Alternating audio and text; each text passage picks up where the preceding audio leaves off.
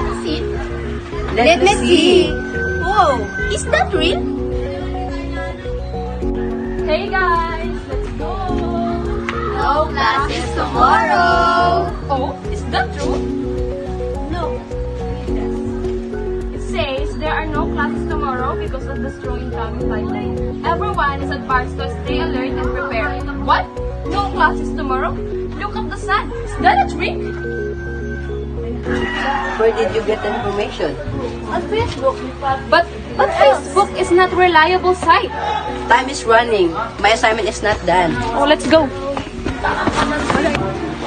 Miss Angie, you need to go to guidance office. Why? For what? I don't know. Okay. Hello, sir. Good afternoon. Come in, sit down. Where did you get your answer for the assignment, Miss Angie? I answered that myself, sir. Really? Yes, sir. Think carefully.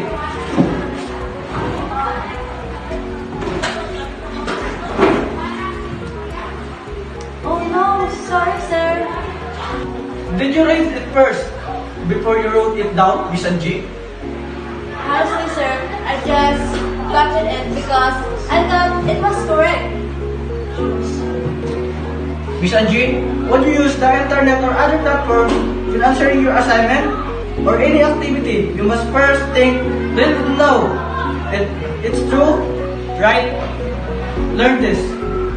That's why you must know if the sources are true, especially on Facebook, okay? Yes, sir. Sorry, sir. You may go now.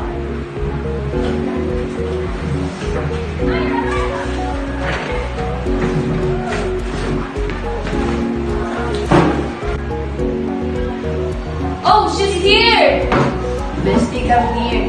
What happened? Oh, let's go, let's go.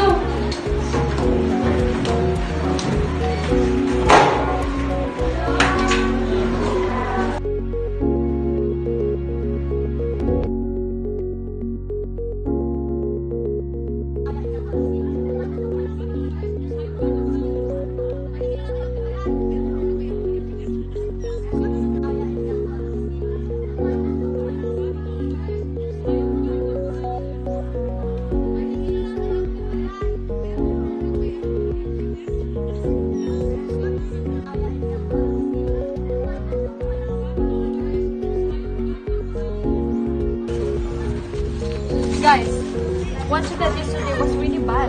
Why? Because the post went viral. That's a better way. Look at the comment. They're making fun of the picture. Oh my God.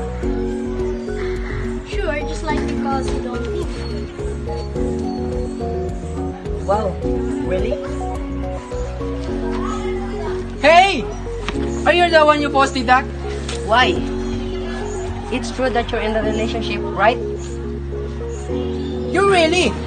Have no decency if not nice to show that the hand? Why, Nika? Does it want to talk to me? Because of that. Why be ashamed? If it's true.